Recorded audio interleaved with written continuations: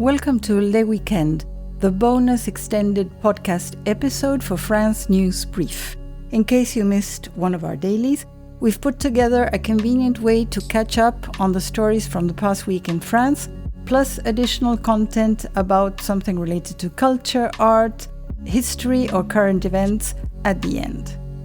If you enjoyed our daily updates, you'll find everything you need right here in a seamless recap of the week's most important headlines. Perfect for those who want to catch up in just one episode, Le Weekend is designed to keep you informed and engaged with a lighter touch at the end. Let's dive in.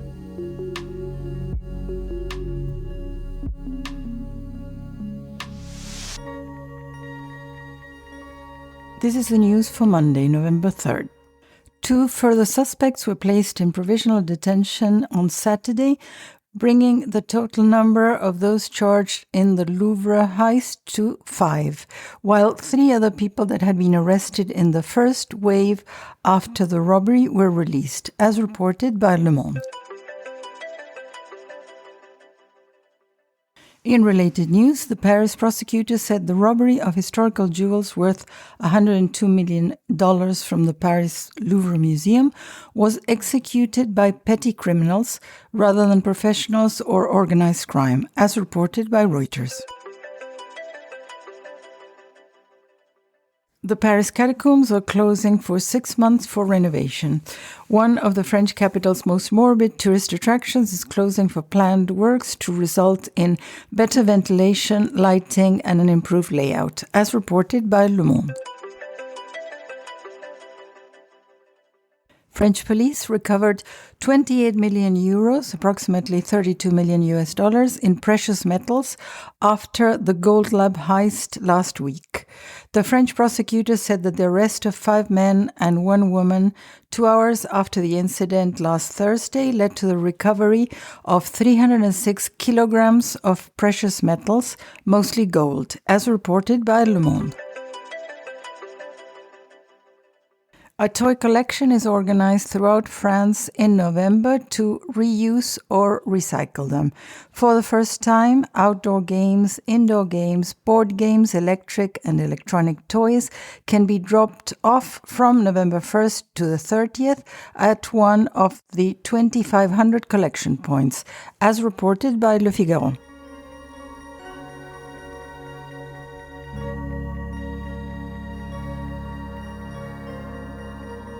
This is the news for Tuesday, November 4th. French cement maker Holcim Lafarge faces trial on charges of financing jihadists in Syria. The group's Syrian subsidiary is accused of having financed terrorism and breached European sanctions to keep a plant operating in northern Syria during the country's civil war, as reported by Reuters. Asian e-commerce giant Shein today pledged to cooperate fully with French judicial authorities after an uproar over its selling childlike sex dolls, and said it was prepared to disclose the names of buyers of the items if asked. The uproar comes as Shein prepares tomorrow, Wednesday, to open its first physical store ever in the world inside the BHV Marais department store in central Paris, as reported by RFI. France reported the first case of a parasite that destroys pine trees. The Agriculture Ministry said the microscopic worm that can ravage pine trees had been detected in France after the presence of the pathogen in Europe previously spread in Portugal and Spain in recent decades, as reported by Reuters. Paris Games Week attracted nearly 161,000 visitors for its 14th edition, co-produced by 2 major players in the trade show and entertainment industry, GL Events and Fimalac. The expanded and enhanced event marked a turning point for this historic video game fair, as reported by Les Echos. After a standoff with a Danish brand, Saint-Tropez regained the rights to license its name. The commercial use of the town's name was the subject of a dispute with DK Company, a Danish clothing manufacturing and distribution company which had registered the Saint-Tropez trademark in 1983, as reported by Le Figaro.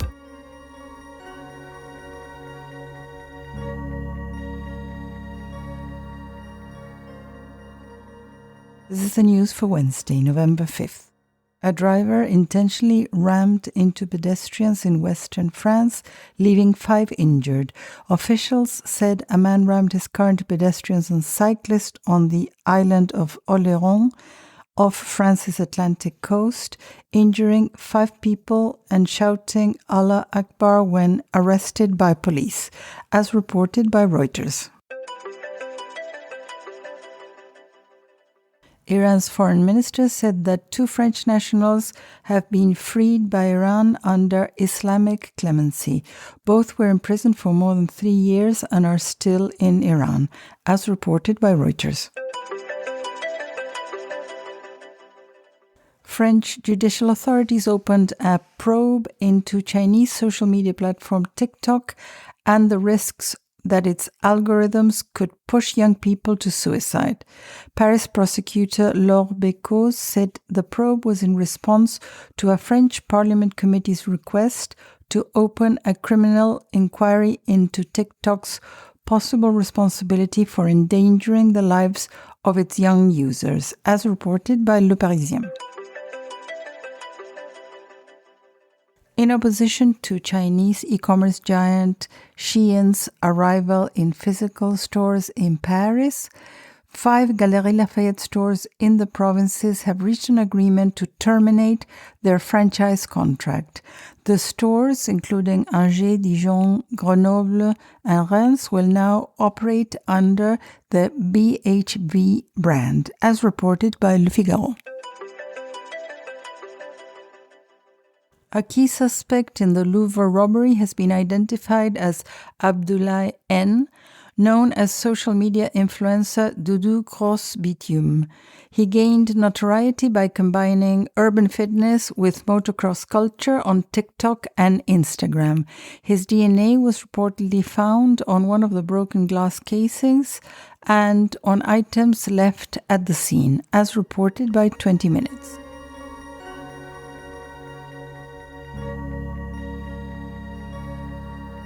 This is the news for Thursday, November 6th.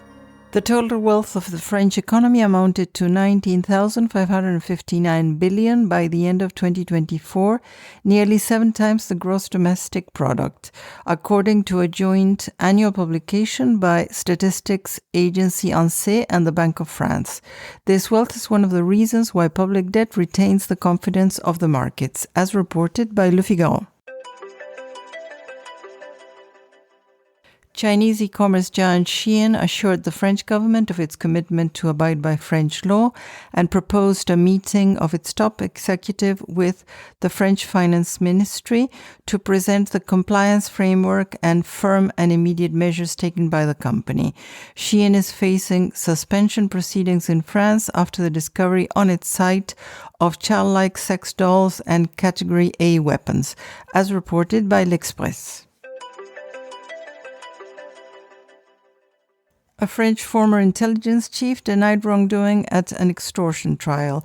Bernard Bachelet, who led the DGSE intelligence services from 2013 to 2017, stands accused of complicity in an alleged bid to extort 15 million euros from Alain Dumnil, a businessman who had financial dispute with the DGSE, as reported by Le Monde. The Court of Auditors said in a report that the Louvre Museum prioritized visible and attractive operations at the expense of security. The report was published 3 weeks after the sensational theft of national treasures, as reported by France 24. A French man has discovered around 700,000 euros, equivalent to 800,000 US dollars, worth of gold bars and coins while digging a swimming pool in his home outside Lyon in France. Officials said he could keep it as there was no sign it was an archaeological treasure, as reported by Reuters.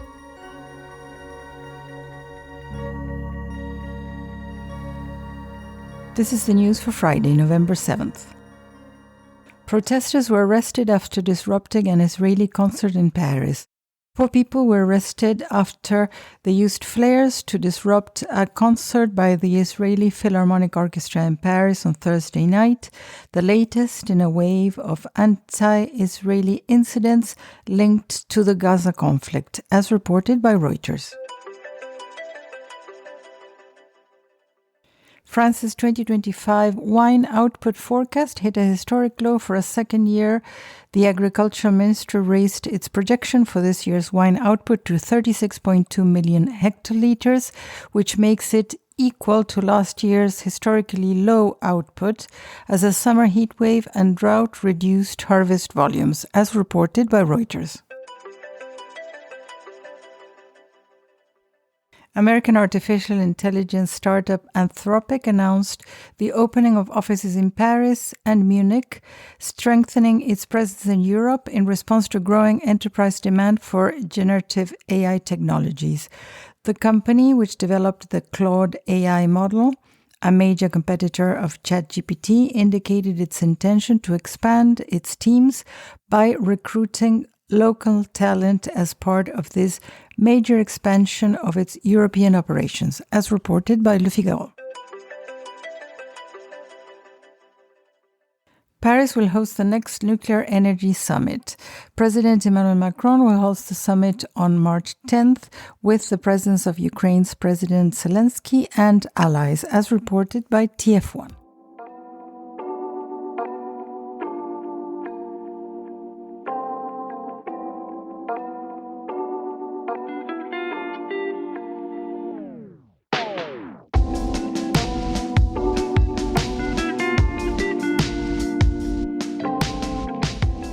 You're listening to Le Weekend. And now that you're all caught up with the main headlines from the past week, it's time for our story. Today we're looking at why a man digging to install a pool in his property made the news this week. A man digging in his garden to install a swimming pool in his home near Lyon hid some buried plastic bags only to find they contained 5 gold bars and coins worth around 700,000 euros, approximately 800,000 US dollars, a small fortune. The homeowner reported his discovery to the town hall. The state was then brought into the picture with the DRIC, Regional Directory of Cultural Affairs, tasked with determining whether the treasure had archaeological value. If the discovery is deemed to have such significance, the state could very well order an expert assessment and even claim ownership of the objects. But the gold bars had unique numbers that could be traced, so police were able to determine that they had not been stolen. The previous owner reportedly had died, and nobody knows who buried it there. We may never know why someone decided to hide hundreds of thousands of euros worth of gold in what would become someone else's backyard. The lucky finder of the treasure, who wished to remain anonymous, probably thinks that buying this house was definitely a good decision.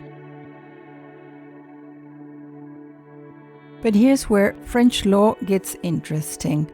According to Le Progrès, France's civil code, which dates back to 1804, classifies treasure as any hidden or buried thing over which no one can prove their ownership and which is discovered purely by chance. Ownership of a treasure belongs to the one who finds it on their own property.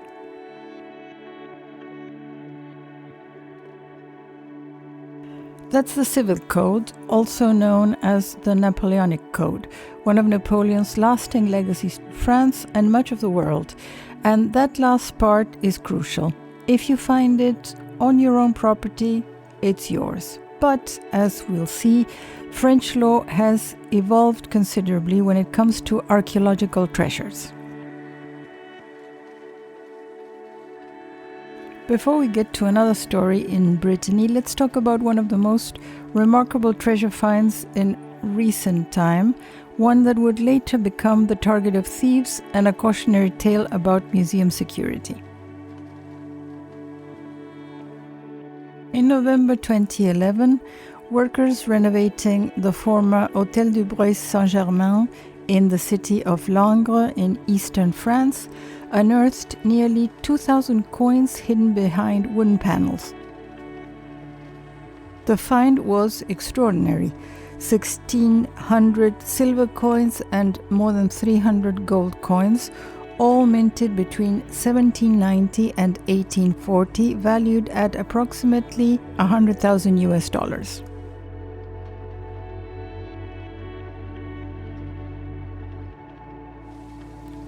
They were valuable, but most importantly, they were historically significant.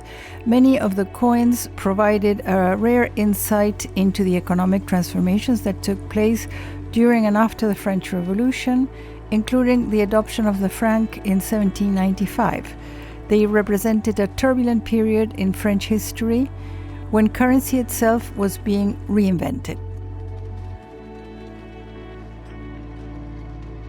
Now here's when French law comes into play. Under French heritage law, ownership of the discovery was shared equally between the finders and the building's owner, in this case, the city of Langres. Half went to the worker who discovered the treasure, and half went to the city. This is the classic French split, the law recognizing both the finder's luck and the property owner's rights. The city of Langres decided to display a selection of these coins in the Maison des Lumières Denis Diderot, a museum housed in the very building where they were found. The museum is dedicated to Denis Diderot, the famous Enlightenment philosopher who was born in Langres in 1713. It was a tribute to the town's heritage, a way of saying, this treasure belongs to everyone. But in October this year, the story took a dark turn. Thieves broke into the museum and stole approximately 2,000 gold and silver coins worth more than 90,000 euros. Museum staff arrived on a Monday morning to find the entrance door forced open and a display case shattered. According to the city authorities, the criminals stole only certain coins. They were selective, suggesting that it was a targeted operation. The mayor of the city of Langres captured the community's sentiment perfectly. The people of Langres as a whole were robbed by very malicious people. It's a bit like the town's family jewels were stolen. These coins didn't belong to the museum or the city, they belonged to the people of Langres itself, to its history and identity. When someone discovered them in 2011, the city chose to share them with everyone rather than selling them off. And then someone broke in and took them away. The theft occurred less than 24 hours after the infamous Louvre heist, part of what authorities believe is an organized wave of museum thefts across France. The timing wasn't coincidental. Smaller regional institutions often lack the sophisticated security systems of major national museums, making them vulnerable targets. So what does this tell us about the treasure and ownership? The city of Langres followed the law perfectly. They split the find with the worker who discovered it. They displayed the public portion for everyone to see and learn from, and still the treasure was stolen. Now let's travel to Brittany, the northwestern coast of France, where in 2019 another remarkable discovery unfolded. 3 construction workers were renovating a historic mansion when they came across a metal box embedded in a wall. To their astonishment, the box revealed centuries-old gold coins.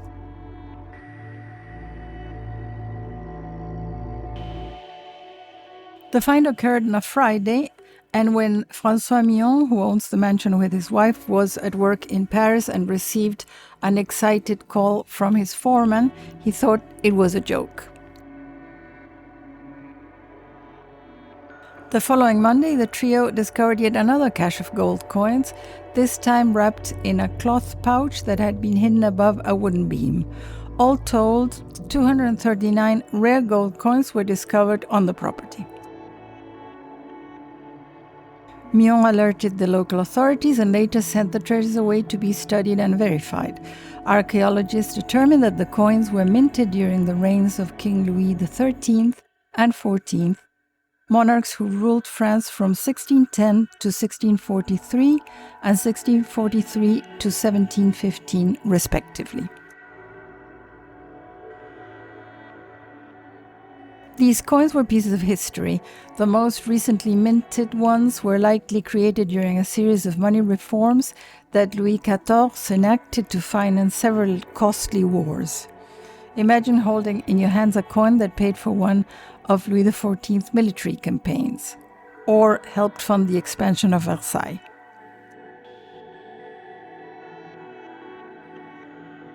Here the story takes an interesting legal turn. Beginning in 2016, all treasures discovered in France automatically become property of the state. However, since the mansion owners purchased the property in 2012, they had the rights to sell their finds. Per French law, the proceeds from the sale were split in half, with half going to the married couple who owns the property and half to be split among the three discoverers. There's a crucial detail. In France, even when you can sell treasure, you often have to share it with whoever found it. The timing mattered here. If the Millons had bought the property in 2017 instead of 2012, they wouldn't have gotten €1 for their discovery.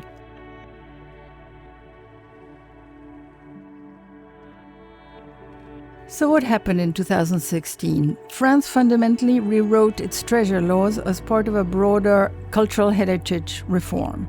The law and its implementing decree evolved, and the new unified property regime for archaeological movable goods was put in place. Movable objects brought to light following archaeological operations or fortuitous discoveries now belong to the state.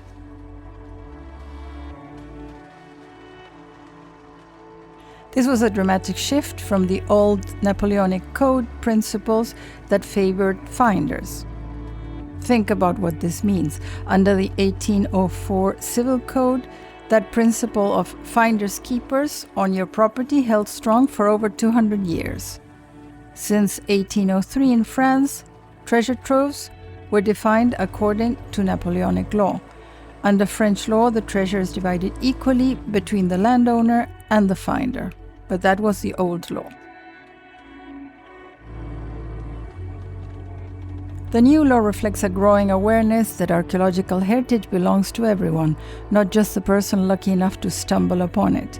Even metal detector use is subject to authorization.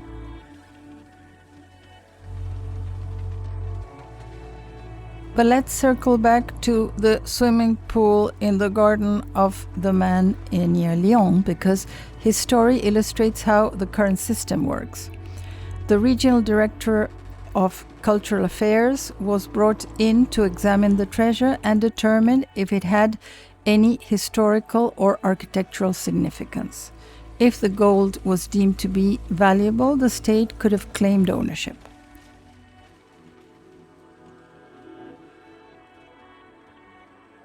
Expert assessments determined that it was between 15 and 20 years old and had been acquired legally, which was confirmed thanks to unique tracking numbers engraved on each gold bar. This is key. It wasn't archaeologically significant. It wasn't ancient treasure. It was relatively modern gold that someone had purchased legally and then buried for reasons nobody knows. When valuable items are discovered on private property in France, the law generally favors the landowner, provided that the find is reported and no competing claims emerged. In this case, the homeowner legally owns the treasure. Sometimes treasures are not buried but hidden in plain sight. In 2014, a priceless painting was discovered sitting in an attic. A family was clearing some space to repair a leak in the roof. A painting was then determined to be Caravaggio's Judith and Holofernes and is estimated to have been created in 1607. It depicts the beheading of Assyrian general Holofernes by the beautiful widow Judith, for whom the former had affections. After 5 years of cleaning, research, and analysis, the painting went to auction in Toulouse, estimated to fetch around $170 million, sold by the family in whose attic it was found. But discoveries made on public land have much stricter regulations. In those cases, the finder is required to alert authorities within 24 hours, officials begin an investigation, and if no rightful owner is found, the value is typically shared between the finder and the public entity that owns the land. These finds raise questions about why do people bury gold or hide valuable paintings in an attic. Think about what life was like in the 17th and 18th century in France. The most recently minted coins were likely created during a series of many reforms enacted to finance costly wars, usually times of financial crisis, political upheaval, financial decline, or even occupation. When your entire economy is in flux, when wars are draining national coffers, when the currency itself might be devalued tomorrow, or when you don't know who will be in power tomorrow, suddenly burying gold in your wall or under your floorboards seems prudent. Someone traveled for business, accumulated wealth coin by coin, and then hid it away, but then tragedy, of course, hit and they never came back for it. Or they died before they could tell anyone where it was. Or maybe they did tell someone and the information got lost over generations.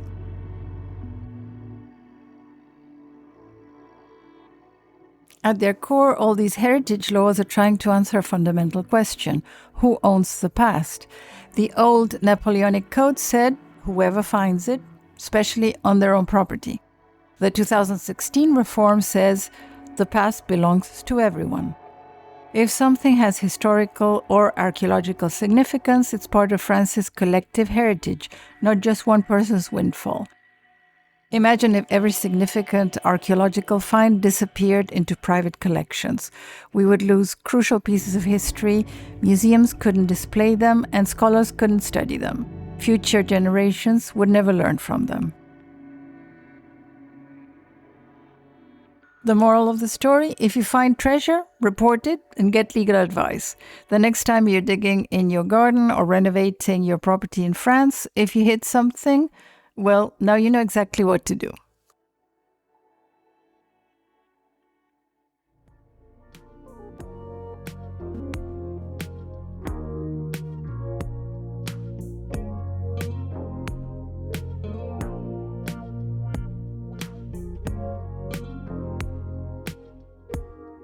Thank you for listening to Le Weekend, your one-stop destination for everything we covered this past week in France.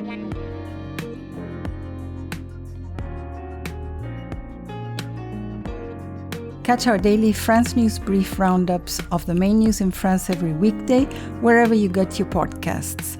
Stay informed.